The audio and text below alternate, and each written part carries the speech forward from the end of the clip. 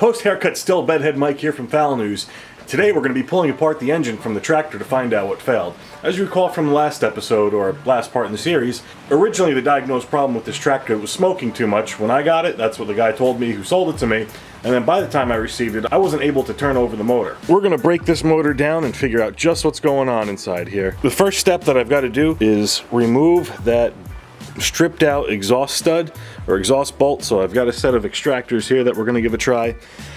And then once that exhaust pipe comes out, I'm going to start by removing the head and the valve cover and see if there's anything obvious that's messed up in there. And then we're going to work my way down to the crankcase, separate that, and hopefully I still have a rod intact, and the piston would be nice as well. The extractor method didn't work, almost as expected. So now I'm going to make metal spin inside of more metal, and then probably get metal shavings all throughout the motor as you do, and just drill out this sneaky guy back there, that stupid hex head that's just stripped as could be. And yes, of course, I PB blastered everything, and that's not worked well. So let's drill this out and see what happens. So I got lucky with another type of extractor. One of these guys that go over rounded bolt heads, even though it's a hex head. Kind of hammered on a 12 mil there, focus. And now I'm able to turn it. So let's see how that works. Look at this, look how stupid and lazy I am. I could be taking this heat shield off, giving myself a world of room, but instead, I don't want to. Because I want to do this task first. I'm like a little kid. This task, bye-bye. Camera was nice and new at one point. It's before I started my YouTube channel. There we go, it's just about done. Where it stops, no whip. Well, I bet this is now going to be stuck in there. Another problem. No, I'm not going to be lazy. I'm going to take this heat shield off. It's like one little 8mm bolt or something. I think this whole thing's actually standard, not metric, but I'm too lazy to find out. If the socket fits, it fits for me. Before I go any further, I want to clean this motor off, so I let it sit in some degreaser. It's raining out right now, but I'm going to hit it with a washer.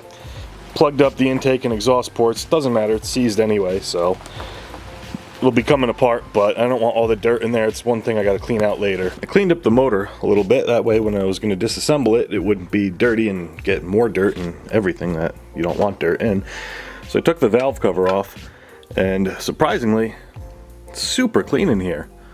There's no hard oil stains or anything weird going on in there. The valves, well, from what I can see, the valve springs and the rockers look pretty good. The push rods look alright as well.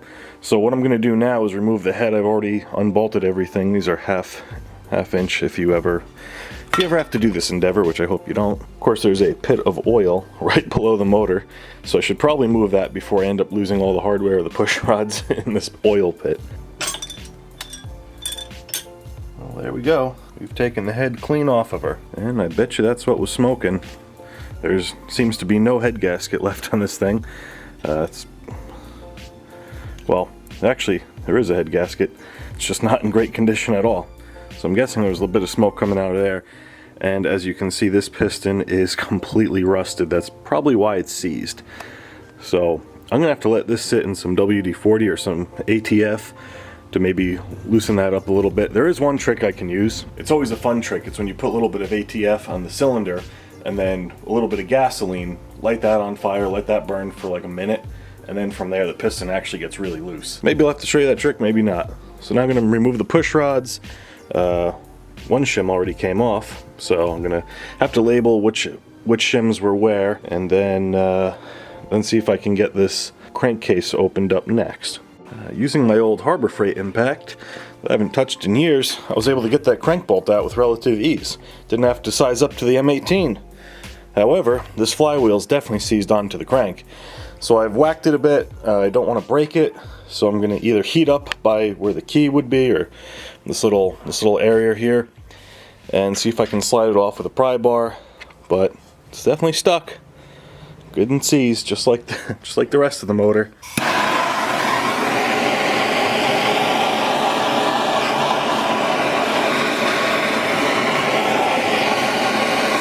Well, with all that smoke, don't want to be killing the stator. One less thing I'd have to buy, so let me put the torch away. I went out to Harbor Freight, picked up a wheel puller, this guy there, which happened to fit perfectly on this flywheel, and it comes with bolts that you need. These threads work fine, and this puller pushing against the crankshaft there worked perfectly.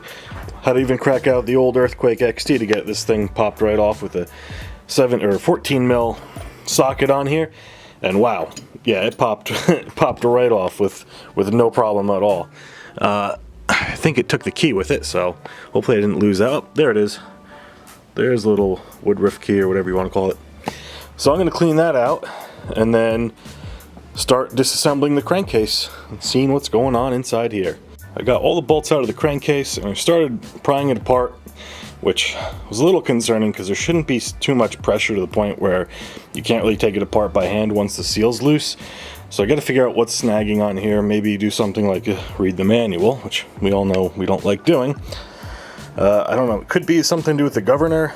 I'm going to remove as much of the governor that I can from the outside here and see what's going on inside. And that's going to be left for next time's video. So that's going to be it for this one. Make sure you like the video if you liked it. Subscribe definitely, because you're going to want to see part 3 and part 4 and possibly a part 5.